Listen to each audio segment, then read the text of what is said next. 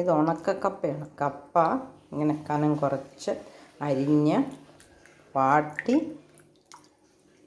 ഉണങ്ങി വെച്ചിരുന്നതാണ്. ഇന്നലെ വൈകുന്നേരം വെള്ളത്തിലിട്ടിരുന്ന കപ്പയാണ്. ഇന്നത് 2-3 പ്രാവശ്യം ഒന്ന് കഴുകി വാരിയെടുക്കുകയാണ്. ഇതിന് നല്ല വേവുണ്ട്.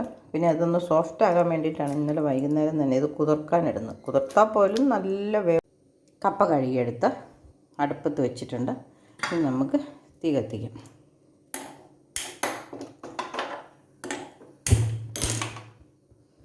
കപ്പയ്ക്ക് അത് ഞാനൊരു കഷ്ണം, ഒരു പട്ടയുടെ കഷ്ണം കൂടി ഇടുവാണ്. ഒരു ടേസ്റ്റിന് വേണ്ടി, നിർബന്ധമൊന്നുമില്ല, ഓപ്ഷണലാണ്. എൻ്റെ വീട്ടിൽ കറുവയുണ്ട്, ഞാൻ തന്നെ ചെത്തിയെടുത്തതാണിത്. കറുവപ്പട്ട ചെത്തിയെടുക്കുന്നതിൻ്റെ ഒരു വീഡിയോ ഞാൻ ഇട്ടിട്ടുണ്ടായിരുന്നു. അപ്പോൾ നമുക്കിനി ഇത് കുക്കർ അടച്ച് ഒരു വിസിൽ അടിക്കുന്നിടം വരെ ഒന്ന് വേവിക്കാം. നമുക്കിനി കപ്പയ്ക്ക് വെന്ത് വരുമ്പോഴത്തേനും അതിനകത്ത് ഇടാൻ ഒരു അരപ്പ് തയ്യാറാക്കാം. അതിനായിട്ട് ഒരല്പം അവസാനമല്ലേ ഇടുന്നത്, അതുകൊണ്ട് കറിവേപ്പില ഇട്ടിട്ടുണ്ട്. ഒരു 5-6 കാന്താരി മുളക്, അതുപോലെ 5-6 കൊച്ചുള്ളി, ഇനി അല്പം മഞ്ഞളും തേങ്ങയും കൂടെയാണ് വേണ്ടത്. പച്ചക്കപ്പയ്ക്ക് അരയ്ക്കുന്നതിനേക്കാൾ അല്പം കൂടെ തേങ്ങ കൂടുതൽ വേണം ഉണക്ക് കപ്പയ്ക്ക്. പച്ചക്കപ്പയ്ക്കാണെങ്കിൽ ഉള്ളിയും മുളകും മഞ്ഞളും ഒക്കെ എല്ലായിടത്തും പിടിക്കാനുള്ള ഒരു മാധ്യമമായിട്ട് വെച്ചൊരു കുറച്ച് തേങ്ങ ഇട്ടാലും മതി.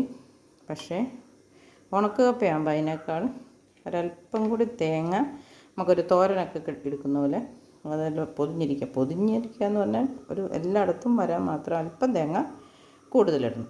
അപ്പോൾ ഇനി വെളുത്തുള്ളി അങ്ങനെയൊന്നും വേണ്ട, കാരണം തിളപ്പിച്ചൂറ്റുന്നതായതുകൊണ്ട് പിന്നെ ആ കപ്പയ്ക്ക് ഗ്യാസൊന്നും വരാൻ സാധ്യതയില്ല. അതുകൊണ്ട് നമ്മൾ വെളുത്തുള്ളി ഇഞ്ചിയൊന്നും ചേർക്കാറില്ല പച്ചക്കപ്പയ്ക്ക് അരയ്ക്കുന്ന പോലെ. ഇനി ഒരല്പം മഞ്ഞളും കൂടെ ചേർത്ത് ഇതൊന്ന് ഒതുക്കിയെടുക്കാം.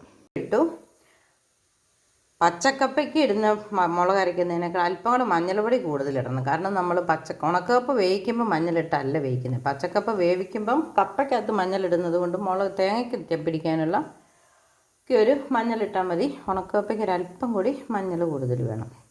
അപ്പോൾ നമുക്കിതൊന്ന് എന്നാലും അല്പം കറിവേപ്പിലയും ഉപ്പ് പൊടിയും കൂടെ ചേർക്കാം. മുളകിന് ഈ മുളക് അരപ്പിനുള്ള നന്നായിട്ട് ഉപ്പ് ചേരുന്നിടത്തോളം ഉപ്പ് ചേർക്കണം. കാരണം ഉണക്കക്കപ്പയ്ക്കകത്ത് നമ്മൾ ഉപ്പിട്ടല്ല വേവിക്കുന്നത്. നമ്മുടെ കപ്പ ഇവിടെ വെന്തിട്ടുണ്ട് കണ്ടോ, വെന്ത് കീറി അതിൻ്റെ ഒരു ഗ്ലാസ് അല്ലെങ്കിൽ ട്രാൻസ്പെറൻറ്റ് പോലെ ഒരു കളറും വന്നിട്ടുണ്ട്. ഇനി നമുക്കിത് ഇതിൻ്റെ വാഷർ എടുത്ത് മാറ്റിയിട്ട് വെള്ളം ഊറ്റിക്കളയാം.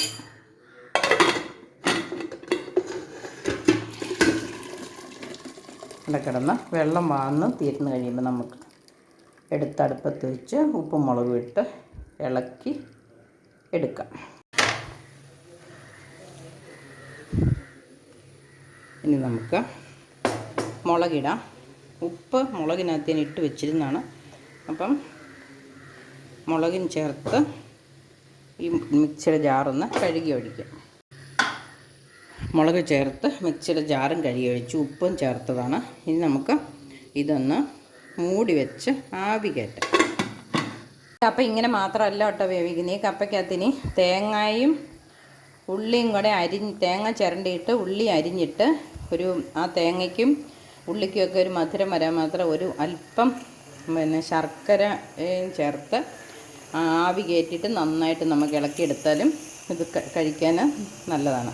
അതുപോലെ തേങ്ങ മാത്രം ചിരണ്ടിയിട്ട് ഇളക്കി ഈ കപ്പ തിന്നും. പിന്നെ നല്ല എല്ല് കറി ഉണ്ടെങ്കിൽ എല്ല് ഇച്ചിരി അല്പം ചാറ് കൊണ്ടുള്ള എല്ല് കറി കൂട്ടി ആണെങ്കിലും ഈ കപ്പ തിന്നാൻ നല്ലതാണ്. ഇന്നിപ്പം ഞാനിവിടെ ഉണക്കമീനാണ് ഉണ്ടാക്കുന്നത്. ഉണക്കമീനും ഉണക്കക്കപ്പയാണ് ഏറ്റവും കൂടുതലായിട്ട് ഞങ്ങൾ ഉണ്ടാക്കുകയും കഴിക്കുകയും ചെയ്യുന്നത്. നമ്മുടെ കപ്പ ഇവിടെ ഇളക്കി കഴിക്കാൻ പാകത്തിനായിട്ടുണ്ട്.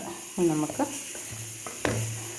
എന്ത് കറി വേണേലും മീനോ ഇറച്ചിയോ പയറോ കടലയോ ഒക്കെ ചേർത്ത് കഴിക്കും.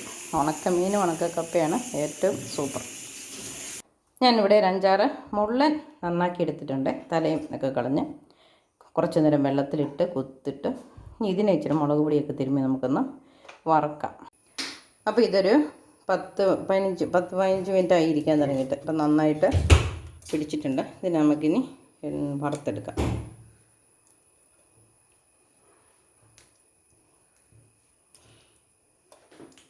ഞാൻ ചീനിച്ചട്ടി അടുപ്പത്ത് വെച്ച് എണ്ണ ഒഴിച്ചിട്ടുണ്ട്. അതിനകത്തേക്ക് ഇട്ട് കൊടുക്കാം.